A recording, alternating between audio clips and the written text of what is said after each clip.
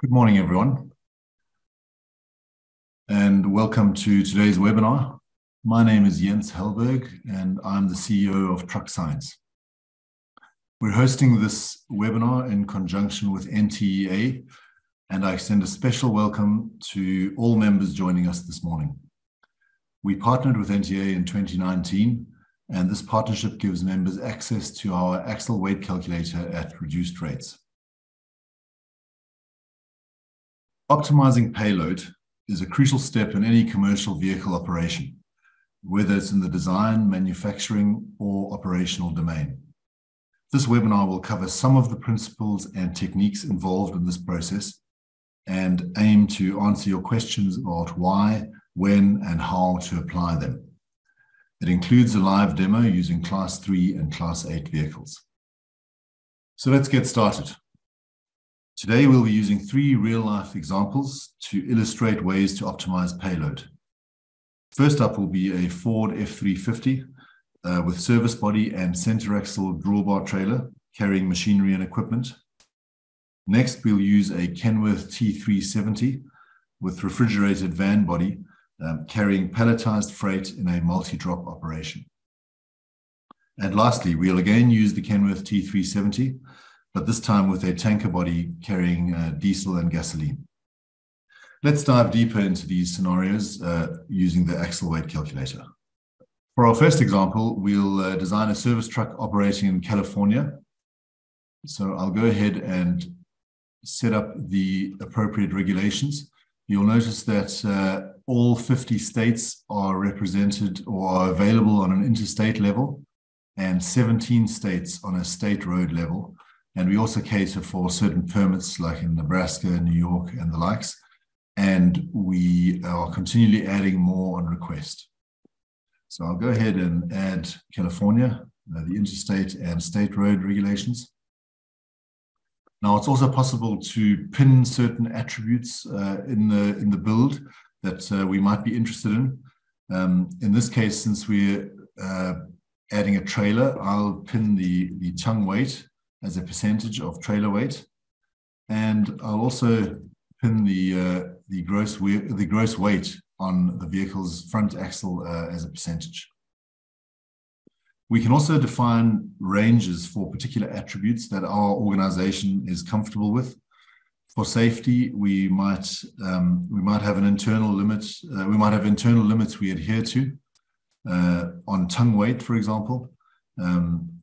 And I'll just set that up here, and I'll say I'd like to maintain a range of between 10 and 20% of tongue weight as a percentage of trailer weight. And I'll go ahead and remove that vertical center of gravity, and I'll apply those settings.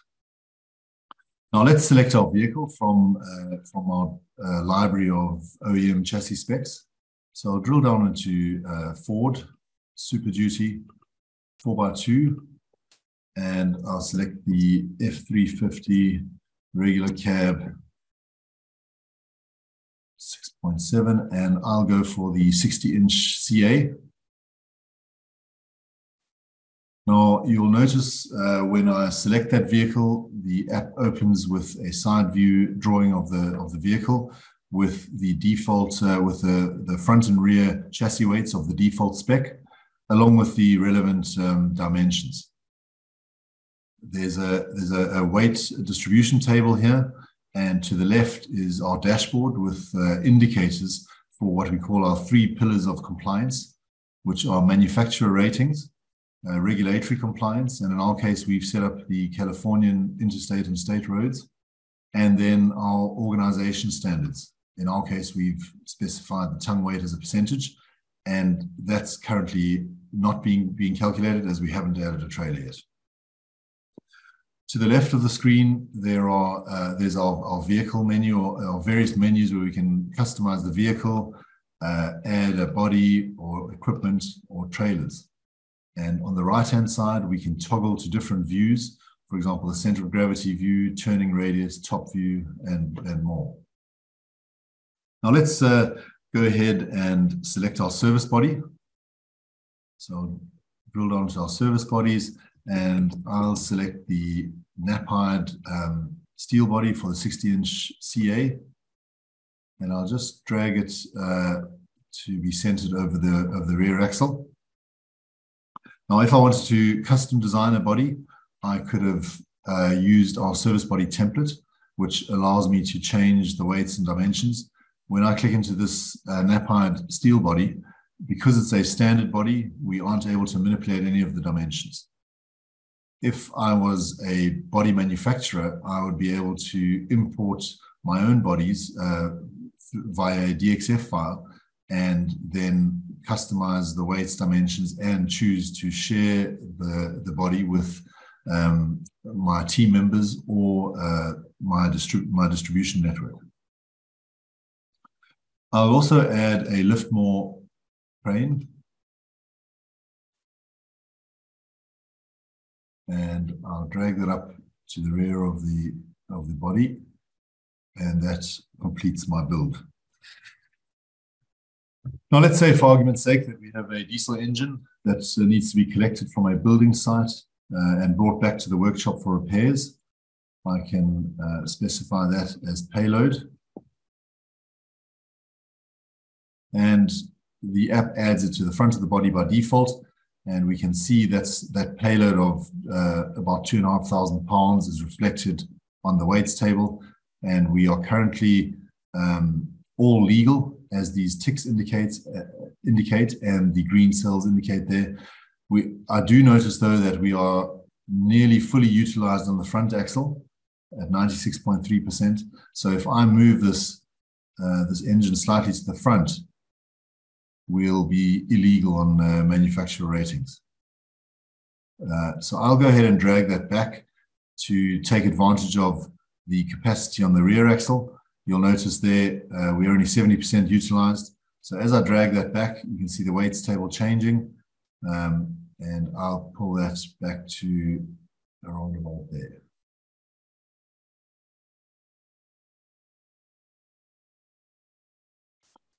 Now, in the lead up to the webinar, I got a question from one of the attendees around speccing EVs, which I thought would be interesting to demonstrate on this vehicle. They're wondering what impact removing the vehicle's engine and adding batteries would have. So let's have a quick look at converting this truck to electric. So I'll go ahead and select some batteries.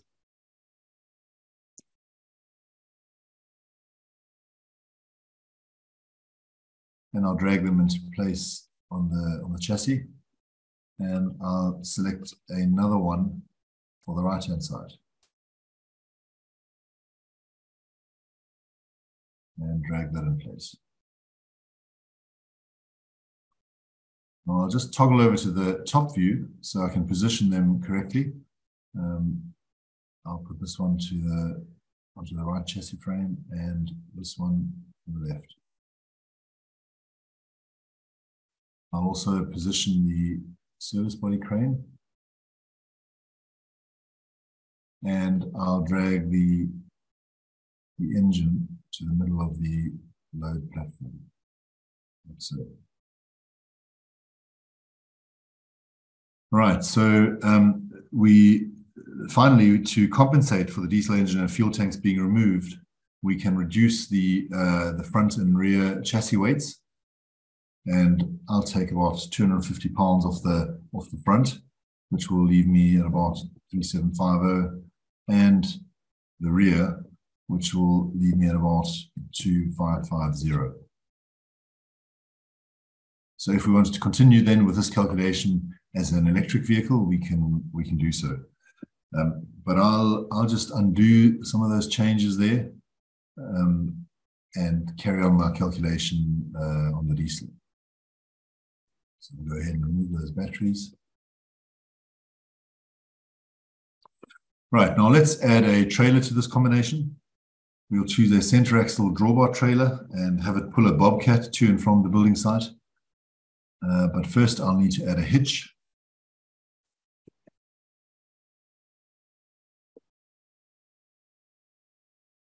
And I'll drag it in position. And I'll then select the center axle drawbar. Now I've pre-prepared a a center axle drawbar trailer, but if we had a bit more time, we could kind of click it together from our templates. And I'll select the one I pre-prepared. And immediately we see the dashboard indicating an issue with our organization standards. They've been flagged. So if I drill down in there, it's that tongue weight as a percentage of trailer weight. It's causing an issue, and that's at 5%. If you remember, our range was to be between 10 and 20%, but since the trailer doesn't have any payload, that's to be expected.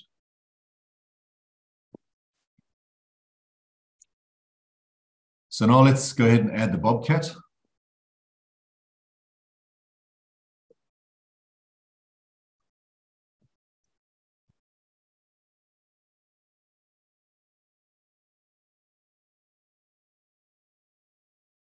Note that the vehicle is now overloaded due to the additional load transferred via the hitch, and our tongue weight as a percentage is now at 26.2%, also outside of our range. So the manufacturer ratings are being exceeded on the vehicle's rear axle and the organization standards on the tongue weight.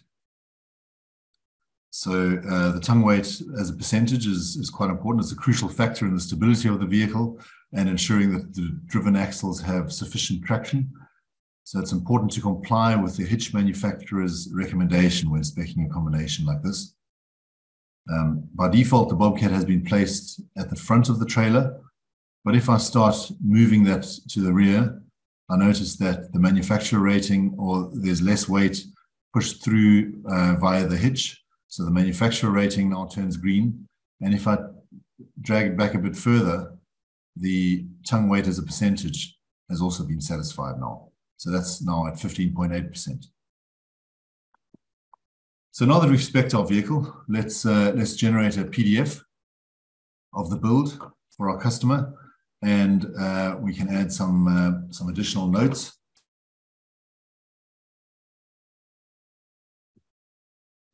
These notes can be things like, I can say, please load the Bobcat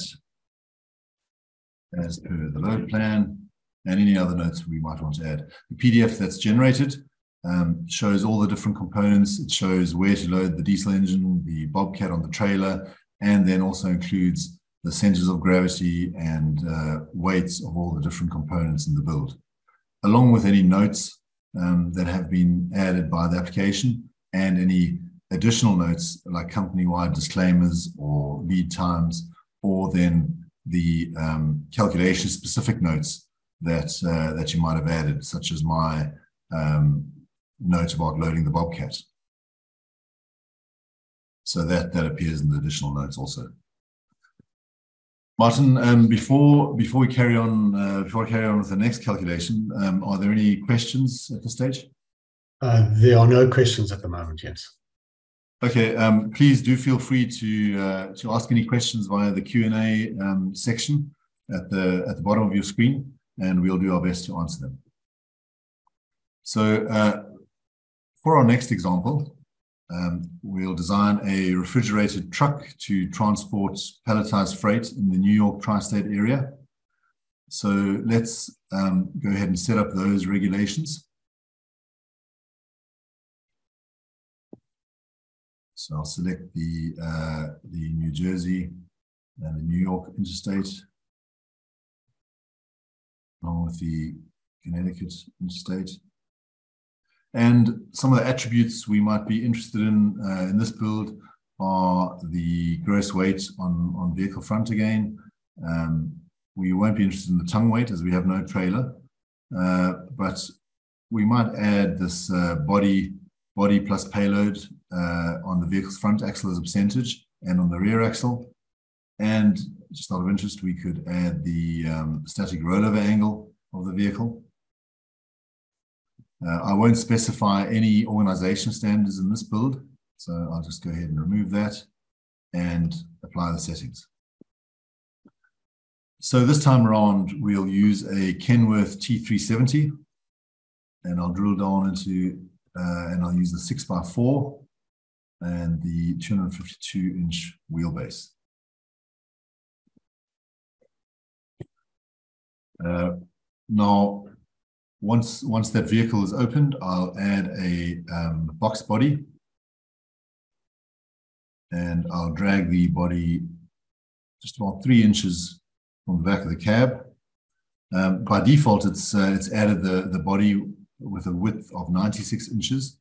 But since we'd like to use this for palletized freight, I'll just increase the width to the maximum so we can get that extra row of pallets in. We'll also add a refrigeration unit, and I'll choose the Thermo King T600. Now, when I add that refrigeration unit, and we can see that the unit interferes with the cab, so we'll need to increase the height of the body. So I'll click on that body dimension, and I'll just increase that to 115 inches. And when I do that, I see that the regulatory compliance has flagged an issue, and we see the overall height dimension being highlighted in red. So we're not complying with regulations in all 3 states.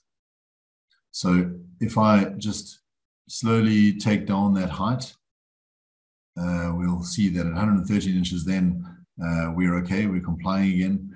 And for those of you that know regulations in the tri-state area, you'll know that there's a 13.5-foot limit on the overall height, which we now comply with again. So to complete our build, I'll add a lift gate. And I'll take the Anteo CL22, like so. Now that we have our vehicle configured, let's go ahead and add some payload. So this vehicle will be used for palletized freight, and I'll select the standard GMA pallet.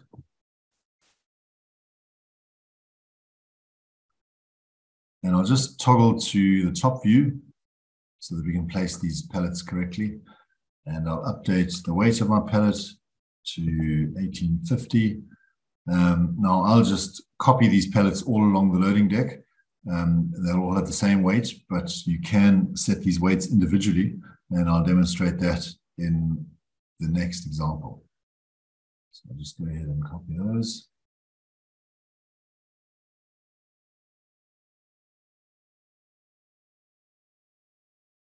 And then drag that into the next row.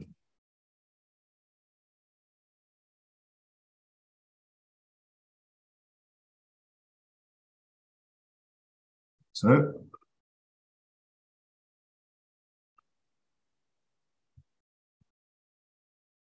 and copy another row.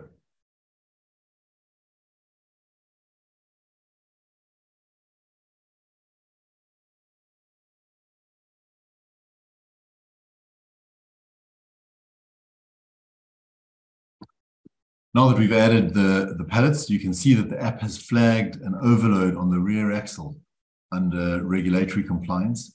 And if we drill down into the regulatory compliance, we can see that the current configuration is illegal in New York and New Jersey, but legal in Connecticut. And if we drill down into that permissible value, we can see that the manufacturer rating is actually 40,000 pounds on the rear axle of this vehicle, but we're being limited by those regulations at 34,000. So what we could do is we could start off in Connecticut and then offload 2 of the pallets before we get into New York or New Jersey. And when we do that, we notice that this rig now becomes legal in New Jersey and legal in New York, but illegal in Connecticut, which is a bit of a logistical issue, I guess. But what we can do there, we can see that it's overloaded on the front axle in Connecticut. So we could then just move some pallets to the rear. So we move the load center away from the front axle, which then makes that configuration legal again. A few other things to note are the center of gravities. If I go to the center of gravity view, we can see the overall center of gravity of this combination, which is 66.4 inches above the ground. We can also pin certain centers of gravity, say the ones, say like the refrigeration unit or the chassis, any of the bits that we're interested in. And we can also keep an eye on the static rollover angle of the vehicle, which currently is 28.13 degrees. So the static rollover angle is the angle at which the vehicle will fall over if tilted sideways, and it assumes a stiff suspension. So if you're okay with all of this, I'll go back to the summary and toggle to the top view and print out my PDF for the driver, which will generate the load plan and give them a nice overview of where to place these pallets on the multi-drop route. So each pallet is specified with a measurement from the headboard and from the left sidewall, which makes it really easy for the driver. Before we move on to our next example, Martin, are there any questions at this stage? Yes, Jens, there has been one question now around the number of axles that we cater for at the rear on a vehicle. So the question is, how many pusher and tag axles do we cater for? I did reply or did type in a response to that. I can maybe just read that out again. So we cater for a maximum of 4 axles at the rear, and that would typically be 2 pusher axles when working with a 6x4, or it would be maybe 1 pusher axle and 1 tag axle. So another question around that is then, so in other words, a 7 axle setup is therefore not possible. So correct, unfortunately, that's not possible at the moment, but we will make a note of this requirement, and all these suggestions are considered for when we plan our next update to the software to determine which features are prioritized. My examples today don't cover pusher and tag axles, but if we have time at the end, I can maybe put a pusher axle on my next example, which is a tanker, and we can maybe just show off that functionality as well. Yeah. Okay. There are 2 more questions here. Okay. So for the static rollover angle, where do you get roll rates for the suspensions? So I can maybe also just answer that. So we assume a stiff suspension. So it's a slightly simplified calculation. We don't take the roll or the tire flex into consideration for the static rollover calculations. And then there's a question around the weight of the reefer. Does it contain the weight of the fuel tank for the reefer? Okay, so that's a good point there, Jens. I suppose if the reefer or the refrigeration unit has its own fuel tank, you could just demonstrate how to add that from other equipment. Yeah, we can perhaps we can add a bit of other equipment here, and you can then specify its weight. Oh, I'm dragging the wrong thing there.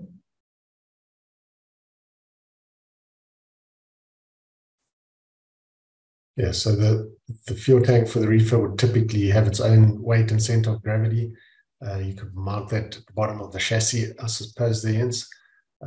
You could even probably select a fuel tank that we already have under other equipment as well. Okay. And then you can specify that equipment item with a full tank of fuel. Oh, right, yeah. So you get the picture anyway. You can add an unlimited number of components to the build, and we can also then, for example, name this reefer fuel tank, and it will then appear itemized in the weights table. Okay, thank you, Jens. You can see that down there. Right, moving on to our next example. I'll be designing a tanker to serve the greater Chicago area. So I'll just tweak these regulations again, and I'll specify the Illinois interstate and state regulations. I'll unpin those body plus payload as a percentage, and I'll just keep that gross weight on vehicle front as a percentage. And I'll remove that rollover, and I'll add the vertical center of gravity of the vehicle. Now, I'll also add some internal limits. I'll say the gross weight we'd like to keep above 20%, and the vertical center of gravity needs to be less than 70 inches off the ground, say. And I'll save that. I'll then reopen that vehicle. Now, since we're adding a tanker body onto it, I'll reduce the wheelbase, and I'll set that to 230 and an after frame of 47.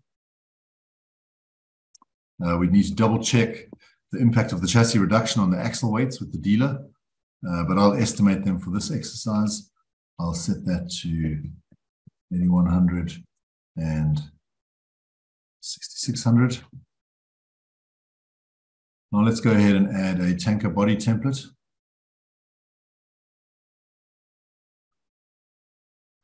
And I'll just drag that around 5 inches back from the cab. Like so. Now we'll also add some pump and metering equipment, and I'll do that using that other template that I showed you before. If I had a DXF of my pump and metering equipment, I could import that, and it would look a lot more realistic. But I can name that as I did before, and it'll be itemized in the weights table. And I'll just tweak these dimensions, make it 30 inches high, 30 inches wide, weight of 2000, and I'll position that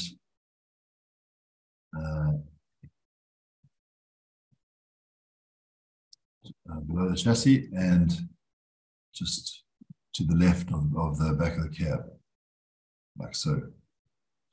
So now that we've configured the vehicle, let's take a look at the maximum achievable payload that the app has calculated. This assumes that the tanker has a single compartment and a water level load, which in this case being liquid, that's exactly what it is. And the app has calculated a payload of 27,500 pounds. And we see our limiting factor here is the rear axle, where we've maxed out at 100%. And if we drill down to the permissible, it's taken the lesser of the regulation, the bridge of the regulation, and the manufacturer rating. So depending on where you operated this vehicle, you might get more on that rear axle. But in our case, we limited to 34,000. So the payload is limited to 27,500. If we were to, and notice how the front axle is nearly fully utilized also and has a lower permissible of 16,000. So if we change the load center and move that forward, you'll notice the payload decreasing as that front axle has that reduced permissible. So it drops down to 19,500, but we'll just move that back to the center and 27,500. But if we make this example a bit more realistic and add a few compartments to our tanker. So first of all, I'll add a diesel compartment.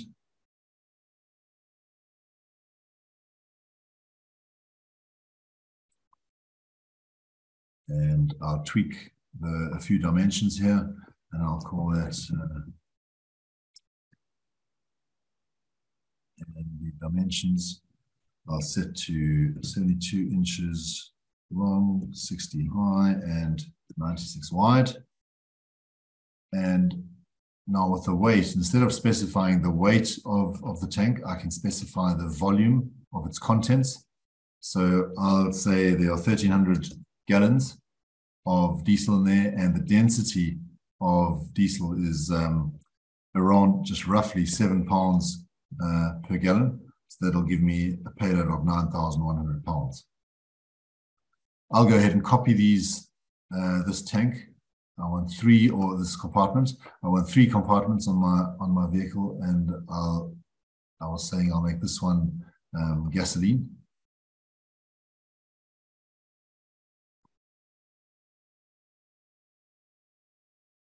So I'll just need to tweak the density of the gas, which is around about 6 pounds per gallon, and you'll notice that we'll probably be able to get another couple of 100 gallons here because the weight has dropped to 7,800. So I'll put that up to 1,500, which gives us an equivalent weight, and I'll rename this to tank number 3 and leave it as is.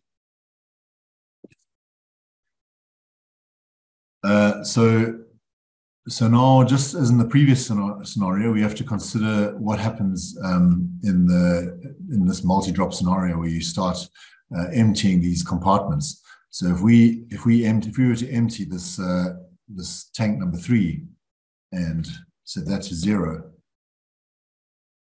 we see that the load center shifts and moves onto the front axle, and we exceed the manufacturer rating on the front axle. So this is definitely something we need to consider. And one solution here would be to, instead of fully emptying that third tank, we can half empty that one and half empty the first one, which will then mean the tanker remains legal. We should also check the vertical center of gravity. That was one of the things we were interested in. We wanted to stay below the limit of 70 inches. So we can just check the center of gravity view, and we're at 60 inches from the ground, which complies with our organization standards. So lastly, again, we can generate the PDF, which then explains where the gas and the diesel should be, or how the gas and the diesel should be loaded, how much in each of the compartments, etc. So that's it for the examples. Are there any more questions, Martin? Yes, there's a question around the regulations for the Canadian provinces. Maybe you can just explain the progress on that. Yeah, so that's in development at the moment. I'm very happy to say I know that question has been coming up a lot recently, and I'm very happy to say that we're hoping to release those probably within about a month. They're going well in development, but as those of you from Canada will know, they're quite different to the US regulations. So we're working our way through them as we speak. Together with the SPIF regulations for Canada. Yes. Yeah. Okay.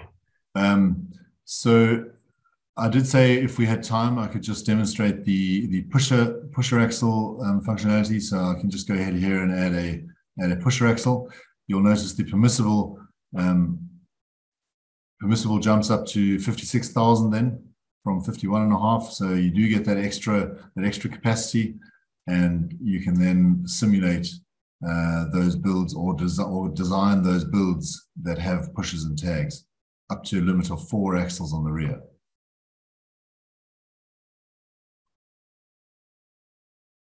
Okay, if there are no other questions. 1 minute there, Jens. Okay. A few more questions here. So any updates on the other modules becoming available in the US? Other modules, I'm assuming maybe the costing modules, specification modules, something like that. They aren't on our roadmap at the moment. We are focusing on the axle weight calculation module for now, but yeah, I mean, feel free to reach out and send us your details, and we can notify you if that changes.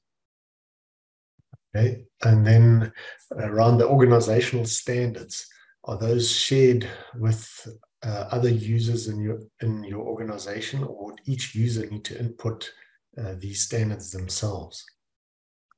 Yeah, so those are on a per user basis. So they're able to, users are able to specify them individually. Okay, and then another question here about the ability to select steerable drop or tags so that it doesn't change the technical wheelbase. I can maybe just answer that. That is also something that we have documented for future functionality. So steerable drop axles would also affect or definitely change the wheelbase for the turning circle calculations. So that is an important aspect there. So that's something to consider as well. Okay, I think that is it for the questions there, Jens. Okay, getting back to the PowerPoint and wrapping up, here are a few of the topics to consider when optimizing payload. As we saw in the examples, the jurisdiction that you operate in is a major factor. Choice of chassis is obviously fundamental. The modifications you make to the chassis, be that wheelbase or afterframe modifications or adding axles, also very important. Adapting your body design to the payload you're carrying is crucial, so experimenting with materials, weights, and dimensions. Adding a trailer can increase payload significantly if it suits your operation. And then finally, testing the various components in different positions to come up with the optimal placement. Now, if you'd like to try the axle weight calculator app yourself, you can visit truckscience.com to register for a fully functional 7-day free trial. Subscriptions start from $40 a month with no lock-in. NTA members qualify for an extended free trial of 30 days and a $50 discount on annual subscriptions. Now, one last chance for any questions. Yeah, there's one more here, Jens. How often do you update the platform? So our updates, there are, I suppose, threefold. On the one hand, there's the underlying chassis and equipment data in our library that's updated continuously. So, and those are updated based on customer requests. For example, we've very recently added the Pelfinger range of hook lifts, and that's just one example that was released now today, I believe, or yesterday. So that underlying library is updated continuously, and those updates appear automatically when you launch the app. The other element is the regulations, and those also are kind of updated in the background with any updates or tweaks that are required. And then finally, features. Depending on the complexity of the features, we generally release a new sprint or build of the app every 2 to 3 months. And our next sprint, which will contain those Canadian regulations, is due for release roughly around the end of July.